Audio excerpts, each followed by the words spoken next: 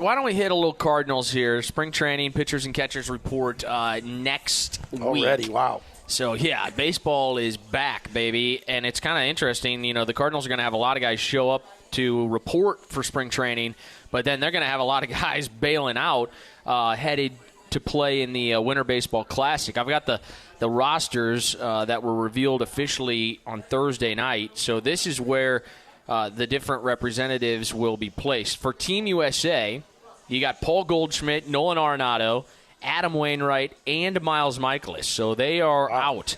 And they're in Pool C. Team USA is in Pool C, so they begin on March 11th in Phoenix. So that's 4 pretty big names. Absolutely. Goldie, Arenado, Wainwright, Michaelis. Team Mexico will feature Giovanni Gallegos and Jojo Romero, the left-hander that the Cardinals got back in the deal for Edmundo Sosa.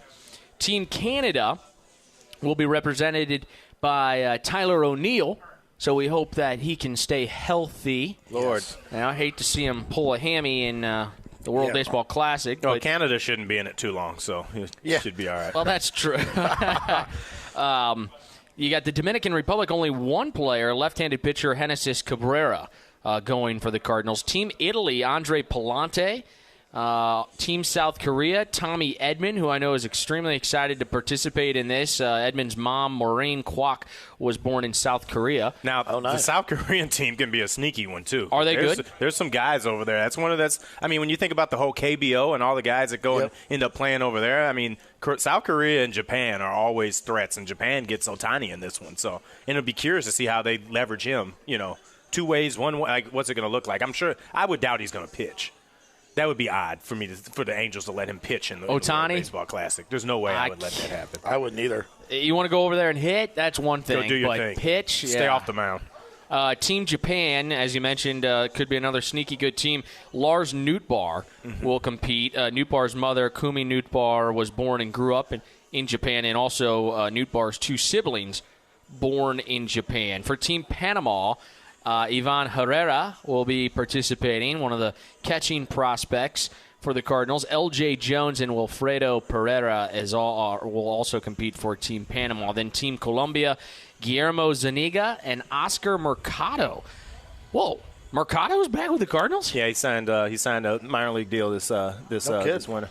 Well, what about that? I mean, when he first went off to Cleveland, he looked like it was one of the outfielders that got away. Yeah, he lit the world on fire when he first got out of town. So, yeah, you've got that. And then, of course, you've got Cardinal alum extraordinaire Yadier Molina coaching Team Puerto Rico. There we go. And did you see Adam Wainwright's comments about Yachty and saying that, well, since we're brothers, you should be able to pitch for Puerto Rico. Trying to get Wainwright over on his side. So I did not see that. The thing I love about looking at this and looking at every team's roster is that when you look back a few years ago at the World Baseball Classic, it's like, is this going to have the legs to go? Is it going to take off the way it did? I think America winning it last time was really important. I think that America's sending an incredible team over there this year. Yeah. I mean, when you look at the team that's going over there, I love the manager too. They've got all the guys that you're saying, hey, you want to see Mike Trout? Check, he's there. You want to see Mookie Betts? Check, he's there. I mean, probably the biggest name that's not there is Aaron Judge, and Bryce Harper's injured, so he's not playing. But you're going to see a team that's going to be like, all right, this is pretty close to the best you got to offer. So that's exciting to see how they can do as they try to defend their title. Well, isn't that something that we constantly sort of blame too. Baseball for, like not doing a great job of showcasing their stars? Of marketing anything? Yeah. Yes. Baseball does a tough job at marketing, yes. So there will be a pretty high-profile event featuring a lot of stars in the USA. You hope is able to put it together. Well, I mean, it would be a lot of fun to see Team USA go on a run. Yeah, I mean, it would be great. I mean, there's a couple of places that just have such collections of talent. I mean, if the Dominican goes on a run, that's awesome. The best part about it to me is Japan. We talked about South Korea, Puerto Rico, all those places. Colombia. I mean, there's a lot of different places that have got those folks.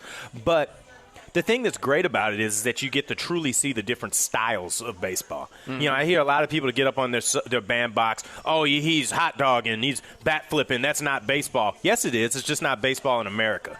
That's the style that people play across the entire world, and it would actually do baseball some favors to let a little bit more flavor into the game, and you'll see that in the World Baseball Classic, and I can't wait to see how the different nations compete against each other in the way that exudes itself. Where do I fall on that sword? I think there's a fine line. I don't have a problem with guys celebrating, but I think there's a time and a place. And I think that the needle has moved a little too far. For example, when homeboy for the Indians hits a home run and Garrett Cole serves it up and he's rolling around third base and he's going, holding his... I love that. But the Indians were...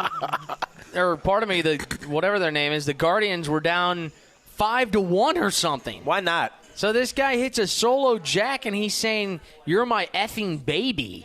And then he's rounding third. It's what? Garrett Cole's responsibility. He feels a way about that to do something, not me. Make the game be interesting, because otherwise I'm sitting there waiting for 3.5 hours to see something I remember the next day half the time. And I love baseball. So think about what it means to the average person that you need to get into it, because the only place you're still turning the turnstiles in places like this, but you can go and get it open and they might give it to you in half these places. I am with you in terms of a lot of it, but I just saw, I was a diehard Rams fan, and every time they would be down 20-plus points and some no-name receiver would get a first down, and you'd think this guy just won the Super Bowl. He's spinning the ball. He's marking the first down. He's hightailing it back, and it's like, hey, buddy, the play clock's going. Why don't you get your ass in the huddle so we don't get a delay game penalty? The play clock's not going when you're celebrating a home run. You take your time. It just looks, you take your time. It just looks... It's the style in those countries, though. If America wants to be buttoned up and go about it that way, the Japanese team, for example, is going to be super just conservative, respectful. Like, that's the culture of what the team is there. But if you've got that going on, and they still may kick your ass playing that way. But I don't know if it is, because look at college baseball. If you watch the World Base or College World Series, the lead up to that, I think it is so much fun because of precisely what we're discussing, where the standard in the American game has been very buttoned up and conservative. But I think these new players, man, they definitely showcase their flair. So we're agreeing. It needs to happen. But when it's appropriate. See, that's where I think it's... What negotiates... You have to be winning to celebrate? I think it needs... I don't think your team should be down 5-1 and you hit a solo shot off of Garrett Cole and you rounding third base saying, "You're my effing baby." If I hit a home run off Garrett Cole, me right here, kind of sophomoric. I'm pimping it if I hit a home run off Garrett Cole. Well, yeah, I'd probably do a back handspring on the way to third. Yeah. I may run to third first. Yeah. Come back I might run the bases backwards. I don't know. But, yeah. Yeah. I mean, look. It's just it's things that we get used to seeing the game be played a certain way. Listen, we have the same arguments in some places about the DH and about the shift and all these things because we get used to things being a way that it is. I mean, I can recall a couple of years ago, and they put all the sanctions around celebrating touchdowns in the NFL, and I was like, kill me now. Like, you take the little bit of fun that I've gotten seeing people do it. Listen, I say that you've got rules that govern the game, balls, strikes, etc., like that. All the other stuff that happens in between it, let the boys settle that. And if they feel a way about it. It's entertainment too. It's supposed to be a little. It's fun. supposed to Come be. on. Okay. It should be. In theory. Then we need to make sure, though. Here's my HR stance on this, because I'm going to be Karen Lucas right now. Uh-oh. But then, guess what? It's got to be across the board. You got to let pitchers be able to celebrate. I mean, right now, pitchers get demonized if they get a big strikeout or something and they pump fist, But the people doing the demonizing are the same people that are upset about bat flips. Exactly. But I see it in the dugouts. I see players getting upset over certain individuals celebrating, and they don't hold everyone to the same standard. But my thing, particularly defense and pitchers. My thing is that if they get upset in that dugout, that's between them. I'm not going to have a thing about it. If they feel a way about it, you got the opportunity to do something about it. Handle it. Right then and there. Yep. Like, that's how it is. If we get more of that in the game, then sign me up. Because I think these guys, the most memorable game, quite frankly, from last year was when the Cardinals and Mets fought each other. Pete Alonso and Stubby Clapp. Like, what's the most memorable thing What's the most memorable thing you remember from Jose Bautista's career? The punch with Rugi Odor. It happened because he went off the rails from the script. Yeah. That's it. And this is a guy that led the American League in home runs 3 times. I don't know if that's the number. Well, I did say it was the number one because we're talking about this, but I mean, Bautista hit some bombs. What's your most memorable singular Jose Bautista home run? Oh, the one where the bat flip went like as high as the Rogers Dome could particularly even. So the most memorable thing you have is something that you're speaking against right now, too. No, because it fit the Case moment. closed. No, the act fit the moment. I think we're robbed from a lot of excitement in baseball. People don't steal bases anymore. Doubles, triples don't happen. Hey, if you hit a home run and then you do the Deion Sanders foxtrot to first base, more power to you. At least I remembered it. I would love to see that. Don't you think it might look a little goofy if, like, Paul DeYoung is, like, pimping it around? Doing the moonwalk around second. Wait. Like Major League. So it's going to be like when Mike Gesicki started doing the gritty. Yeah. Make sure that the celebration fits who you are as a person. Yeah. That's probably the most important thing. Yeah. Okay. Make sure that makes sense. Yeah, stay in your lane on the celebration. But just everybody doesn't have to be Scott Rowland, where they hit the home run, they tuck their head, and they get around the bases. How about David Eckstein? Every time he took a walk, that dude's clock time to first was faster than most, Yeah, exactly. Like, hey, man, hey, do you? I want to see. I need to see more of that. I need to see more pimping it. I need to see more things that make me say, oh, they might not like that. Let's see what happens next. Who was the relief pitcher that ran in from the bullpen? It was not Lee Smith. He took his time. This is a white guy. So he still took his time, is what you're saying. Oh. Are you talking about Heath Bell sliding into the mound? No, if you want to say white guys run slow, you can too. Go ahead and say it. I can demonize my don't argue with you. Fair. All right. White guys suck. There you go. I've been meaning to say I can throw footballs. Wait, Cole, who did you say it was? I said, are you talking about Heath Bell sliding into the mound? No, it wasn't. I forgot Heath about Bell. that, though. Thank you. There was a pitcher. There was a pitcher who literally would. I want to say he pitched for the Brewers. Yeah, I know point, who you're talking about. And he would sit there. He'd do like almost a little. He'd catch his breath, and then boom, he would dart as fast as he could to the mound. I know who you're talking about. I can't. Cardio is on another level. We'll figure it out. Yeah. Text line, help us out. Text line, help us out. The other thing I'm going to say, too, is that I also think that 4 of the 5 fastest people in baseball are white guys. So I just want to keep that in perspective. Really? Tommy Edmonds in the top 5 by clock. But what's the thing where they clock it for? StatCast? Yeah, StatCast. He's in there. I think Trey Turner was in there still. I think that the guy in Philly was number 1 last year, the outfielder. Wow. God, I can't rember his name. He played center field out the there. kid from St. Louis? No, it was. I'll have to look it up, but it was.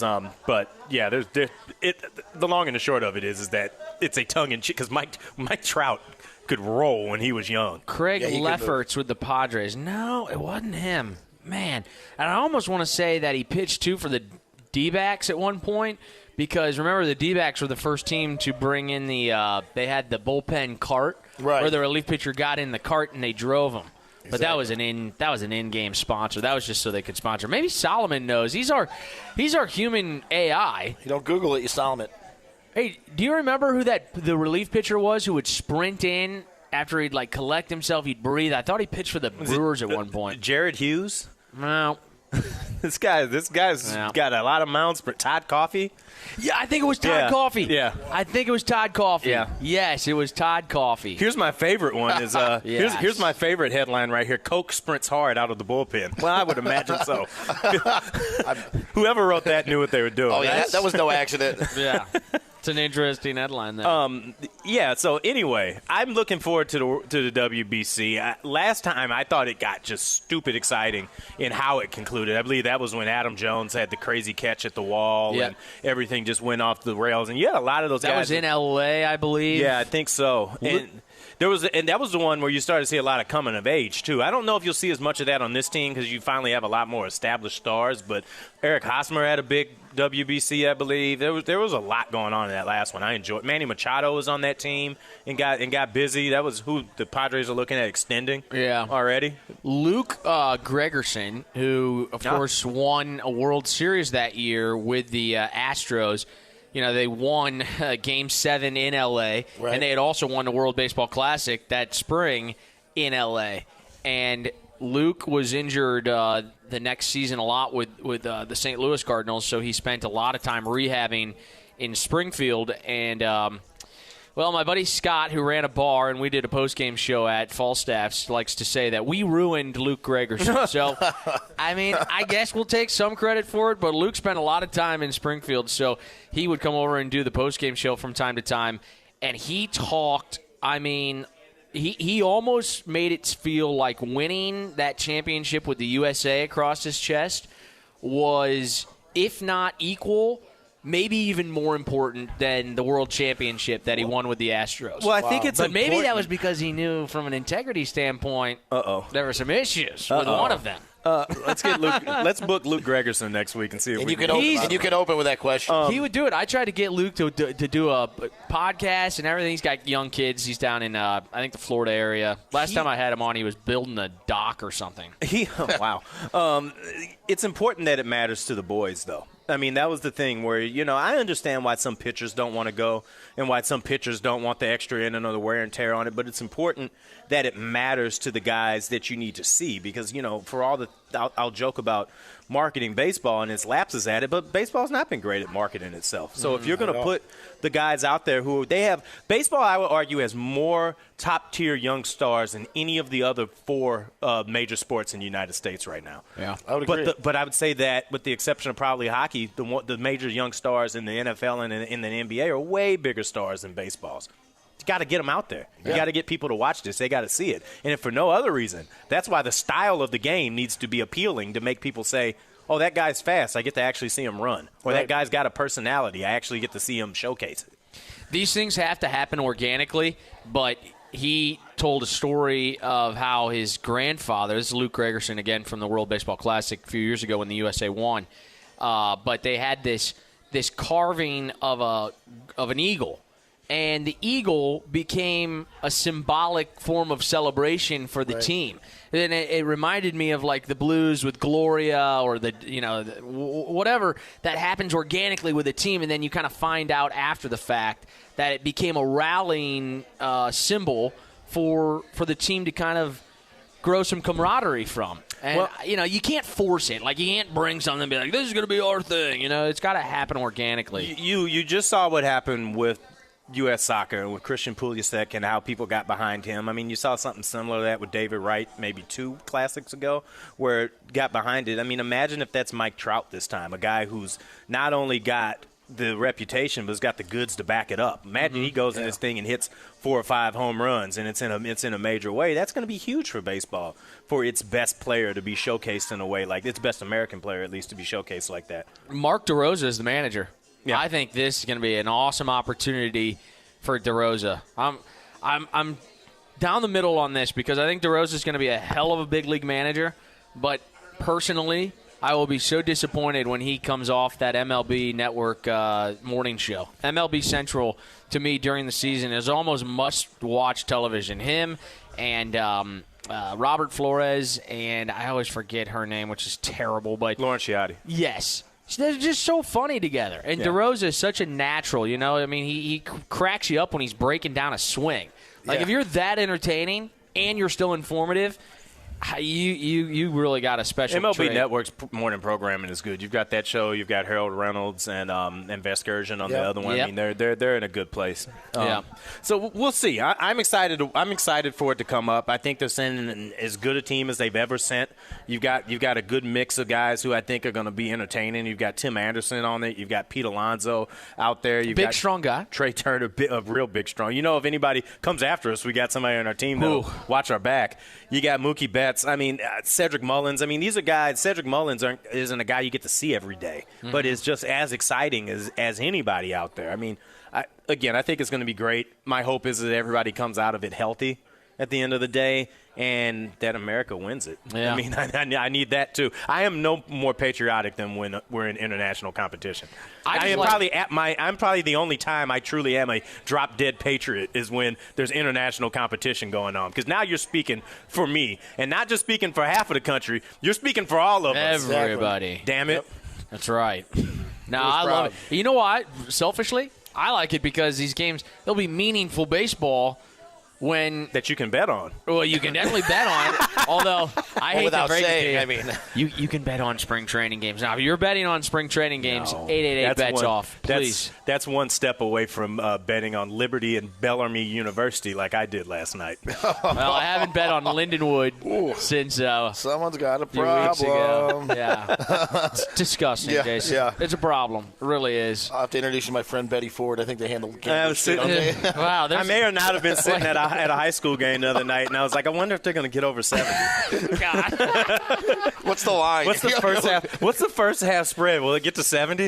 I think it did by 2 on what points. song the cheerleaders are going to come out to next? That would be a stock bet because I'm playing the music. But God it's all save good. us. God Oh, save my us. God. Okay, I did want to throw two things out there, two other baseball headlines. First of all, MLB is now going to give pitchers during spring training the ability to call their own pitches via PitchCom.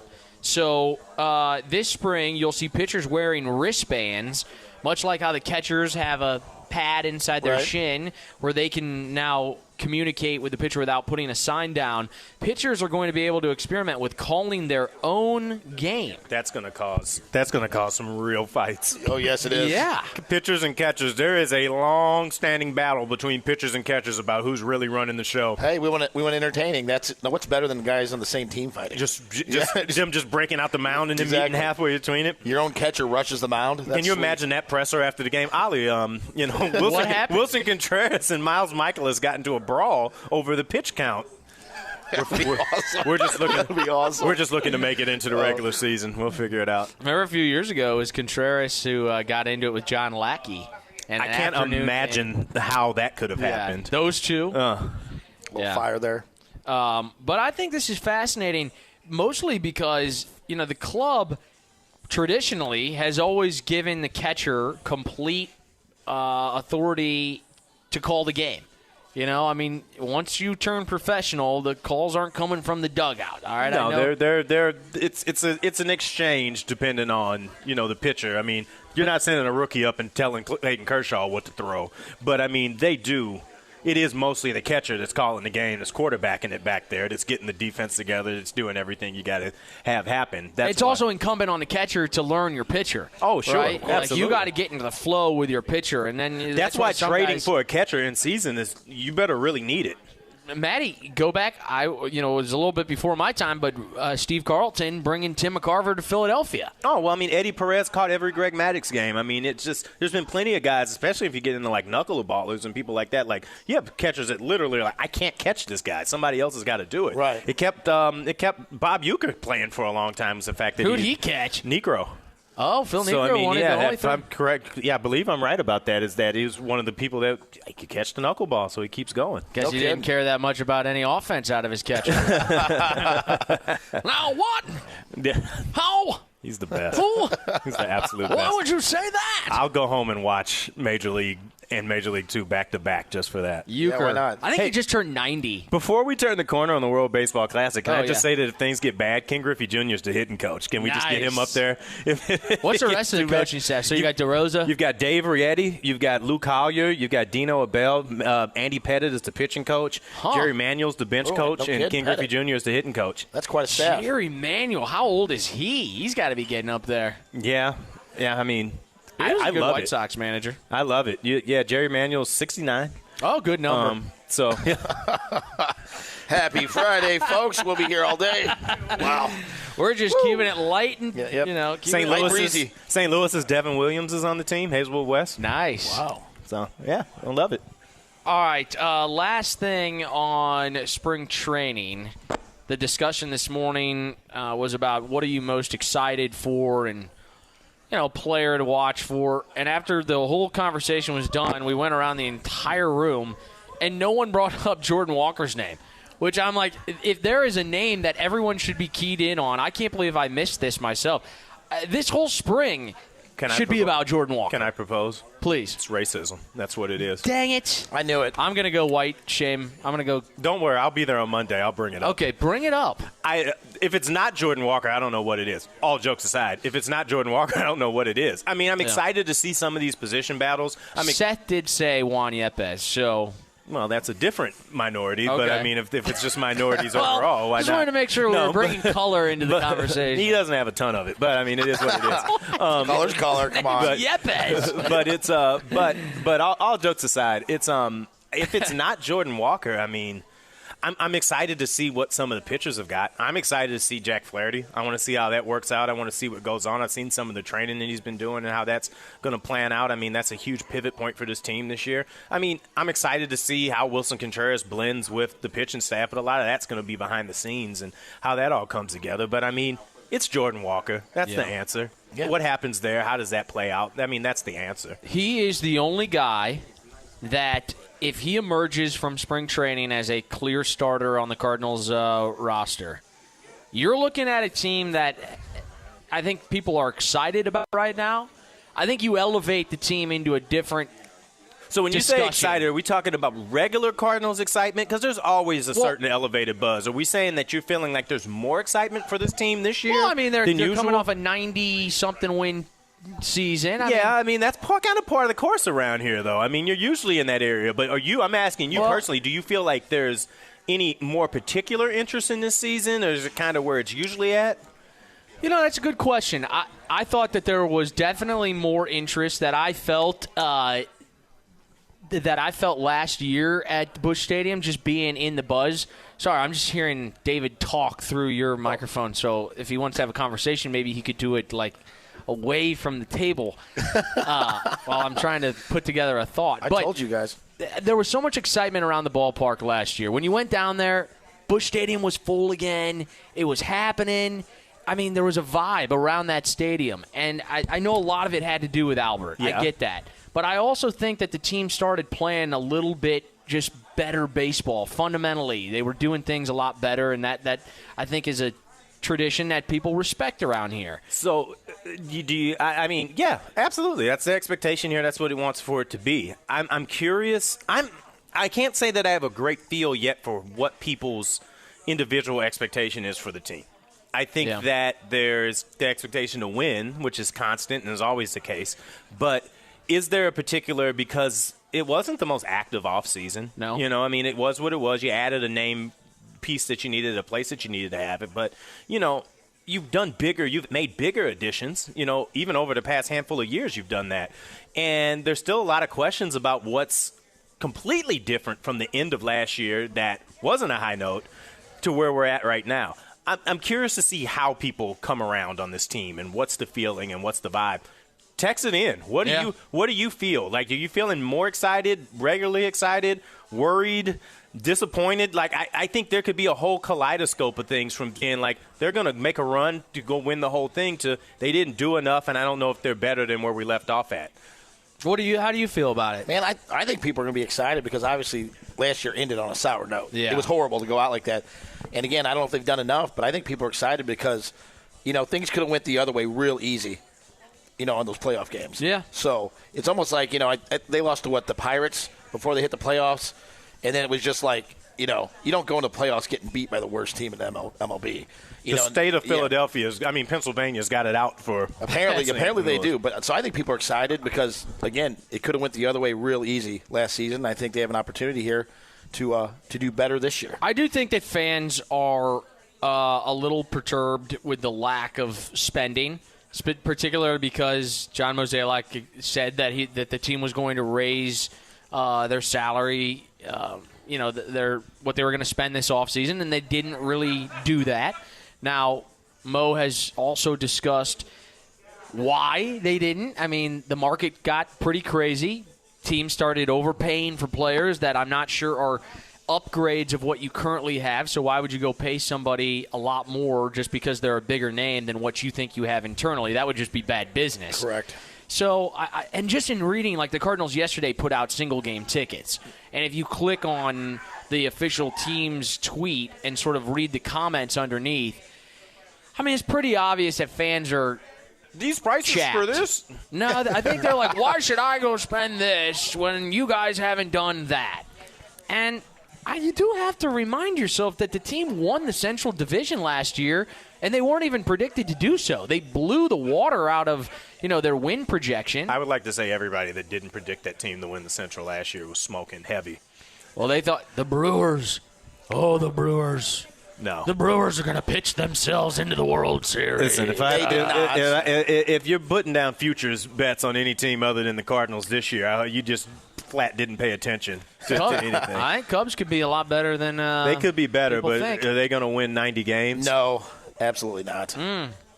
I don't know. I'm definitely going to take the over in their win total. I don't know what it is. I got 75 wins for the Cubs this year. They won more. I think they won 74 a year ago. Well, right. They're going to do better. They're getting better. Well, let me tell you, Just that think about how owner's good not going to they'll be be in too happy because he just spent a boatload of money. It's his fault that they were bad in the first place. I ain't listening to him. He's the one that said, all right, we got our title. Let's take it apart and let's build a ballpark village in North Chicago. Whatever. Owners have short memories. Yeah. Splashback says, hot take, Tyler O'Neill, Dylan Carlson, and Newt Barr will be the number one offensive and defensive outfield. Jordan Walker will have to wait for his chance to come up. Wow. I just don't. I wouldn't be against that happening personally. Well, but I wouldn't either, but that means that O'Neill, Carlson, and Newt Barr are all healthy and they're performing. Yeah. And they need to do that. I mean, quite frankly.